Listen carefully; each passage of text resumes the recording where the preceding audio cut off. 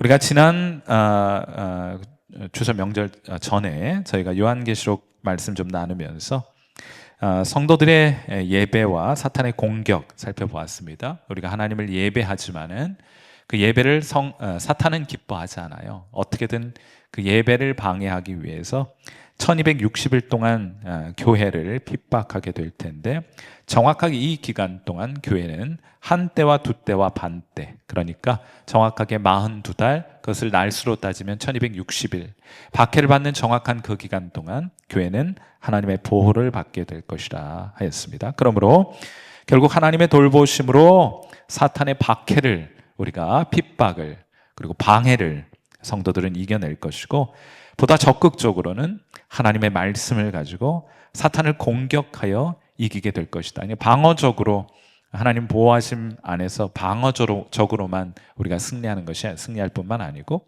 하나님 말씀을 가지고 공격적으로 사탄을 이기게 될 사람들이다. 누가요?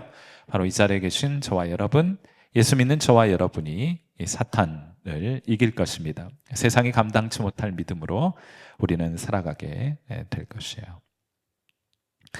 오늘 보면 우리 함께 이제 13장과 14장 말씀을 좀 보게 될 텐데, 요한계시록 13장에는 우리 이제 11장, 12장에서는 핍박을 받고 핍박받는 기간 동안 보호하심을 받게 될 것이다, 그런 내용 다루게 되었는데, 우리 13장에 들어가게 되면 두 마리 짐승이 등장하게 돼요. 바다에서부터 올라온 짐승, 그리고 땅에서부터 올라온 짐승, 이 두 마리 짐승이 소개가 됩니다. 여러 묘사도 있겠고 등등한데, 이것이 가리키고 있는 핵심적인 내용만 이해하시면 돼요. 그래서 우리 요한계시록 13장 3절 말씀 보시면 이 바다에서부터 올라온 짐승을 묘사하면서 요한계시록 13장 3절은 이렇게 말합니다. 그의 머리 하나가 상하여 죽게 된 것 같더니 그 죽게 되었던 상처가 나음에 온 땅이 놀랍게 여겨 그 짐승을 따르게 되더라 하는 말이 등장해요. 여기 지금 머리 하나가 깨어져서 거의 죽을 뻔하였는데 다시 살아나게 되었다. 이게 뭡니까? 예수님의 죽으심과 부활을 흉내내고 있는 거예요. 이 바다에서부터 올라온 이 짐승이 이 예수님을 흉내내고 있습니다. 그리스도 성자를 흉내내고 있는 것이에요.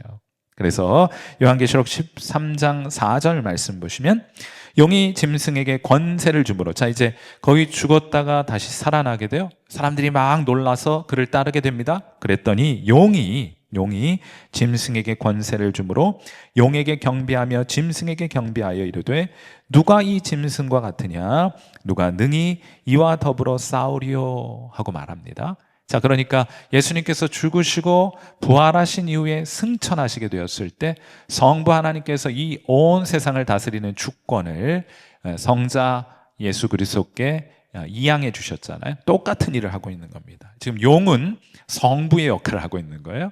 그리고 바다에서부터 올라온 짐승은 성자인 그리스도의 모습을 지금 흉내내고 있는 중입니다. 그리고 세 번째 우리가 주목해 볼 것은 땅에서 올라온 짐승이에요. 요한계시록 13장 14절 말씀 보시면 짐승 앞에서 받은 바 이적을 행함으로 땅에 거하는 자들을 미혹하며 땅에 거하는 자들에게 이르기를 칼에 상하였다가 살아난 짐승을 위하여 우상을 만들라 하고 말합니다. 그러니까 이 땅에서부터 올라온 짐승은 바다에서부터 올라온 짐승을 사람들로 하여금 경배하게 하는 거예요. 자신을 주목하게 보게 하는 것이 아니고, 이 거의 죽을 뻔했다가 다시 살아난 이 바다에서부터 올라온 짐승을 경배하고 그를 위한 우상을 만들어라, 이렇게 말하고 있죠. 자, 그러니까 이것은 어떤 역할을 하는가 하면 성령의 역할을 지금 흉내내고 있는 겁니다. 성령께서 우리 가운데 하시는 일은 무엇입니까? 그리스도의 영광을 드러내는 일을 하잖아요. 성령께서 우리 가운데 하시는 일은 무엇입니까? 그리스도를 경배하는 일을 하게 하잖아요. 그 일을 지금 땅에서부터 올라온 짐승들이 하고 있는 겁니다. 무슨 말인가 하면요, 요한계시록 13장에 등장하는 이 사탄은 하나님을 지금 흉내내고 있는 거예요. 삼위일체 하나님을 흉내내고 있습니다. 그러나 가짜이긴 하죠. 사람들의 시선을 하나님으로부터 돌릴 수만 있다면, 사람들의 시선을 하나님께 집중되어 있는 사람들의 시선을 자신에게로, 하나님 외에 다른 것으로 돌릴 수만 있다면 사탄은 무엇이라도 합니다. 성삼위일체 흉내도 내는 거예요. 바라고 원한 것 다 제공해 줍니다. 여러분을 하여금 뭐만 하지 못하도록 하는 거예요? 하나님 주목해 보지 못하도록 할 수 있기 위해서라면, 그리고 여러분이 하나님을 예배하고 경배하는 것만 막을 수 있다면 뭐든 다 줘요. 그리고 뭐든 다 흉내냅니다. 돈, 명예, 권세, 쾌락 주면서 하나님 말고 자기를 주목해 보고 자기를 따르라고 하는 거예요. 여러분, 그런데 말씀드렸던 것처럼 사탄은 흉내만 낼 뿐입니다. 사탄은 원조가 아니에요. 진짜가 아닙니다. 오리지널이 아니에요. 가짜입니다. 그래서 그는 짝퉁이라고 옛날에 그런 표현들 썼잖아요. 가짜, 흉내낼 뿐. 그런데 얼마나 많은 사람들이 이 하나님 흉내내고 하나님 행세하는 사탄과 그가 제공하는 우상을 쫓아 살아가고 있는지 여러분 추석 명절 기간 동안 그것들을 확인하셨을 거예요. 이 세상 사람들은 다 하나님 외에 다른 것을 쫓아 살아가고 있습니다. 좀 오래된 이야기이긴 하지만은 1993년, 아마 이름은 익숙하실 거예요. 10월 10일, 오늘이 며칠? 오늘 10월 10일이네. 정확하게 오늘 날짜 서해 바다에서 이 유람선이 그 페리오라고 하는 유람선이 침몰한 사건이 정확하게 오늘이네요. 10월 10일. 1993년 10월 10일 서해 바다에서 페리오가 침몰했어요. 이날 주일입니다. 오늘은 금요일이지만은 93년 10월 10일은 주일이었어요. 그리고 이 사고로 292명이 그만 아까운 목숨을 잃어버리게 됩니다. 그런데 292명 중 상당수가 교회 다니는 교인들이었어요. 한 목사님이 그 사고의 소식을 듣고 한 목사님이 이런 설교를 했습니다. 뭐라고 했는가 하면, 특별히 주일에 예배드리지 않고 놀러 다니는 사람들 가운데 하나님의 직통 심판이 많습니다. 하나님 직통으로 심판하셔서 물에 다 빠져 죽게 하셨다는 거예요. 이들은 예배드리지 않고 놀러 가다가 죽은 것입니다. 그러므로 주일 예배드리지 않고 놀러 가는 것은 목숨 걸고 떠나는 여행길입니다. 이렇게 말한 거예요. 주일 성수라는 취지는 제가 이해하겠지만은 저는 선뜻 이 말에 동의가 되지 않습니다. 하나님이 우리 잘못할 때마다 즉각적으로, 그분의 표현으로 말하자면 직통 심판을 내린다면, 사고를 일으켜서 우리를 즉결 심판하신다면, 여러분 이 중에 우리 중 누가 몇 명이나 살아남을 수 있겠습니까? 그렇지 않아요? 이건 너무 과한 해석이었던 거예요. 그냥 하나의 사고였을 뿐이라고 말하지, 직통 심판받았다 이런 말 하는 것은 그 사람들이 무슨 큰 죄를 졌길래, 주일 예배 한 번 빠진 것보다 우리는 더 많은 죄들을 짓잖아요. 그때마다 직결 심판이 임했더라면 이 자리에 앉아 계신 분들은 없으실걸요. 그러니까 무슨 말인지는 알겠는데 전적으로 동의되지는 않는다, 그런 생각이 들었어요. 저는 이 주제에 대해 좀 다르게 접근해 보고 싶습니다. 솔직히 말해서요, 주일에, 우리 주일 성수 얘기 많이 하는데, 주일에 가게 문 열어놓고 장사하면 돈 법니까 못 법니까? 돈 벌어요. 주일날 장사하는 것보다 주일날 장사하면 돈 많이 벌죠. 부정할 필요 없습니다. 부인할 수 없습니다. 우리 학생들, 주일 예배 빼먹고 공부하면 성적 더 잘 받습니까 못 받습니까? 안 한 놈들보단 더 받을 거예요. 성적 오를 겁니다. 여러분, 주일에 산으로 놀러 다니면 재미있습니까? 재미없습니까? 재밌습니다. 그러니까 놀러 다니죠. 주일날 놀러 가면서 찜찜하긴 하겠지. 찜찜하긴 하겠지만은 놀러 다니는 게 찜찜한 것보다 더 좋으니까 놀러 다니는 것 아닙니까? 좋아요. 놀러 다니면 재미있습니다. 그런데 제가 여러분에게 드리고 싶은 말씀은 그거예요. 사탄은 자기 말 잘 듣는 사람들에게 뭘 자꾸 줘요. 돈도 주고 성적도 주고 명예도 주고 재미도 주고 대학 직장 배우자도 줍니다. 그렇게 주겠다고 약속해요. 그런데 이것도 하나님 흉내내는 겁니다.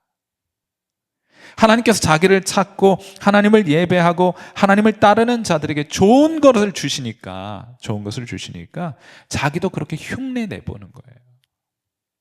그러나 하나님은 우리에게 진짜 좋은 것을 주시지만은 사탄은 좋아 보이는 것을 줘요. 하나님 우리에게 진짜 좋은 것을 주세요. 그러나 사탄은 좋아 보이는 것을 줍니다. 이게 참 큰 유혹이 아닐 수가 없어요. 얼마나 많은 사람들이 진짜 좋은 것은 맛보지 못하고 좋아 보이는 것을 쫓아 살아가는지, 여러분, 사탄을 숭배하고 경배하고 살아가는 게 뭐 시커먼 동상이나 시커먼 목상들 세워놓고 거기에 분장하고 나가서 거기 무릎 꿇고 조아리는 것만 우상 숭배하는 것이 아니고, 사탄이 우리에게 약속하는 거짓된 그 좋아 보이는 것을 쫓아 살아가는 것이 우상 숭배하는 겁니다. 그런 사람들에게 오늘 본문 보면 재밌는 뭐라고 해요? 그림 언어처럼 뭘 하나 보여주는데 13장 16절 말씀 보세요.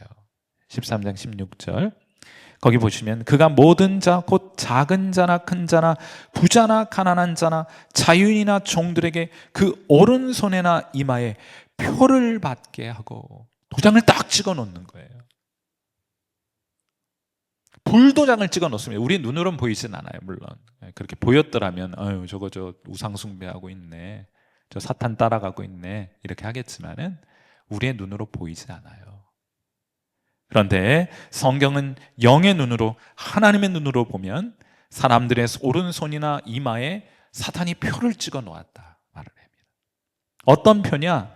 이름의 숫자를 기록해 놓았다 이렇게 하는데, 이름의 숫자가 뭔가 우리 요한계시록 13장 18절 말씀 보시면, 자, 사람들의 표를 찍어 놨어요. 이거 내 거니까 나를 따르고 거짓 삼위일체를 숭배하고 따르는 자, 너는 내 거, 이렇게 찍어 놓는 거예요. 그러니까 그에 속한 사람을 따르게 되어 있습니다.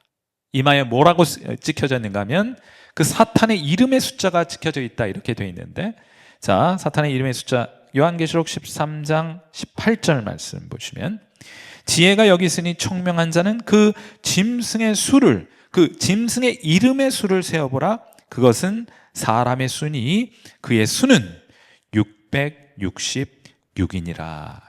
666이니라. 사탄이 그 표시를 사람들의 이마와 오른손에 찍어 놓았다는 거예요. 이름을 새겨 놓았는데, 이게 제가 잠시 후에 좀 해설을 해드리겠습니다만, 이것도 성령이 하시는 일, 성령이 하나님의 백성들의 이마에 인치시는 일을 지금 흉내내고 있는 거예요. 오늘 본문에 보시면은 14만 4천 명의 예배자들이 등장합니다. 그들 역시 이마에 어린 양의 이름과 그 아버지의 이름이 새겨지고 찍혀져 있다고 말을 해요. 여러분은 성령께서 예수 믿는 사람들에게 예수님의 이름의 숫자를 꽉 하고 새겨 놓으신 거예요. 성령께서 인쳐 주셨습니다. 그런데 이 이름의 숫자가 무엇이냐? 이 이름의 숫자는 정확하게 오늘 본문에 설명은 되어 있지는 않았는데 이런 거예요. 예수님을 그리스어로, 헬라어로 쓰면은 알파벳이 있겠죠.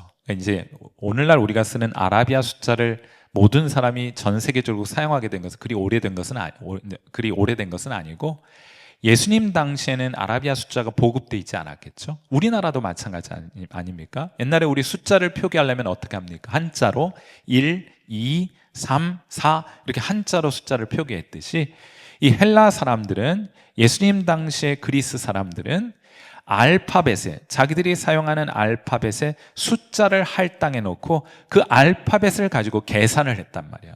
아라비아 숫자가 없으니까 그렇게 되잖아요. 근데 흥미롭게도 예수님이라는 이름을 헬라어로 적어 놓고 각각의 문자에 숫자를 할당하고 그 숫자를 다 합해 보면 숫자가 얼마가 되는지 아세요? 재밌게도 888이 돼요. 아까 사탄의 이름의 숫자는 얼마라고 했습니까? 666이라고 했잖아요. 흉내내는 거예요.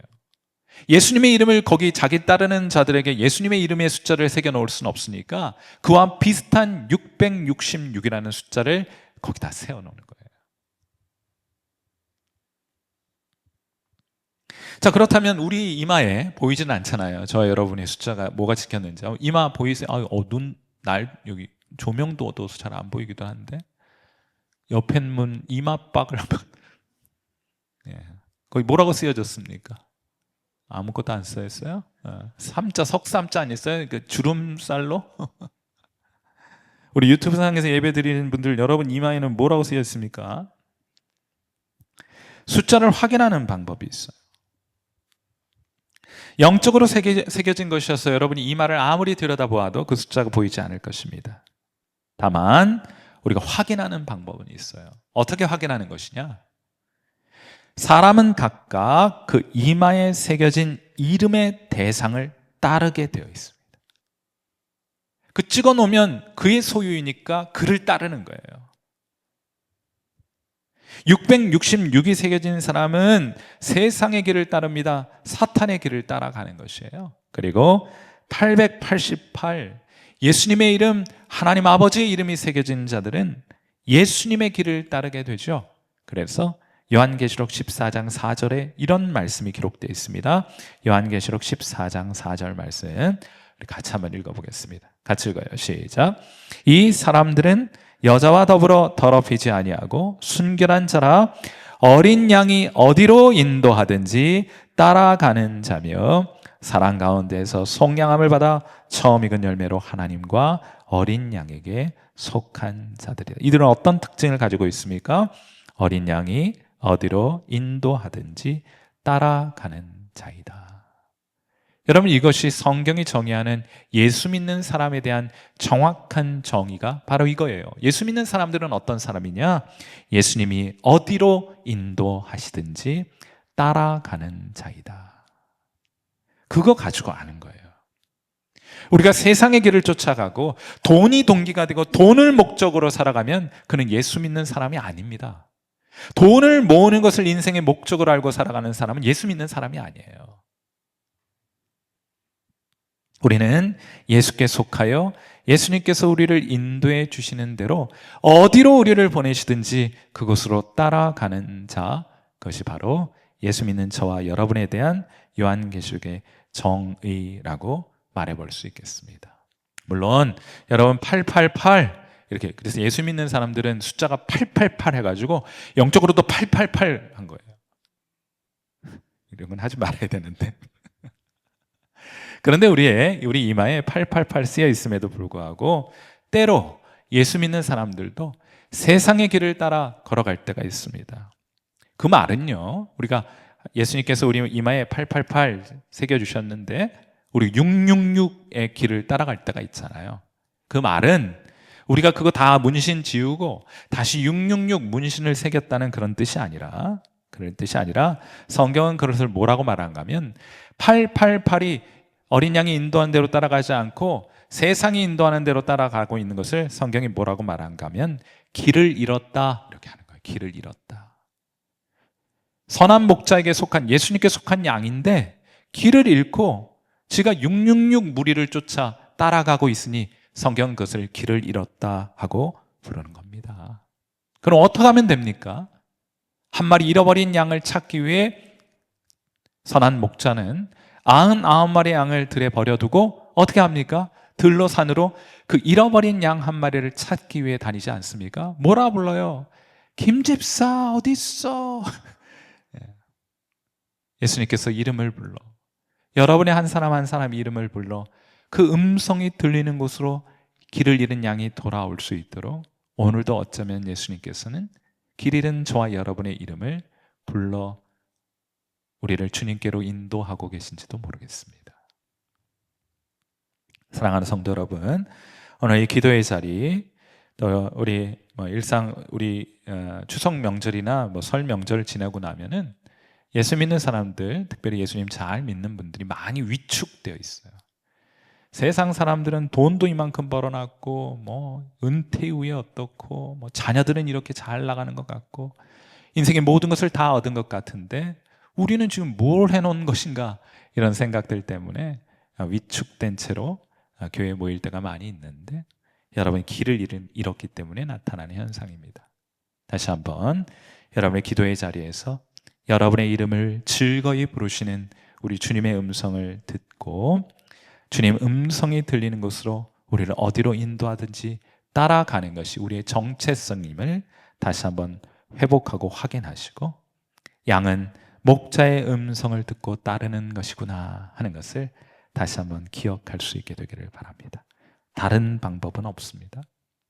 예배를 회복하시고 말씀과 찬양과 기도를 회복하시는 귀한 은혜가 저와 여러분에게 있게 되기를 주님의 이름으로 축원해 드립니다. 함께 기도하겠습니다. 자, 우리가 무엇을 부러워했습니까? 여러분, 이 한 주간 여러분이 부러워했던 것은 무엇입니까? 주님과 친밀히 사귀고 주님께로 더 가까이 나아가고 말씀에 정통하고 기도에 능한 것을, 여러분 그런 거룩한 삶을 부러워했습니까? 아니면 남들 많이 가지고 있는 거, 내가 갖고 있지 소유하고 있지 못한 것들 보면서 혹시 그런 것들 부러워하면서 지내셨던 것은 아니에요? 길을 잃어버렸습니다. 다시 한번 이 기도의 시간, 예배의 시간을 통해 여러분의 이름을 부르시는, 여러분은 주님께 속하여 주님이 여러분을 어디로 인도하시든지 그 길로 걸어가게 될 사람들임을 다시 한번 확인하시고요. 여러분의 예배의 삶이 다시 한번 회복되고 말씀과 기도와 찬양의 삶이 회복되고 섬김과 봉사의 삶이 다시금 회복되어 888 정말 팔팔하게 예수님 믿는 힘 있는 능력 있는 성도로 회복시켜 주실 것을 위해서 이 시간 하나님 앞에 기도하고요. 더 행여 우리가 회개해야 될 것들이 있다면 하나님 앞에 아뢰어 자백하는 시간 될 수 있기를 바랍니다. 다시 한번 우리가 하나님 앞에 나아가 기도합니다. 기도하겠습니다.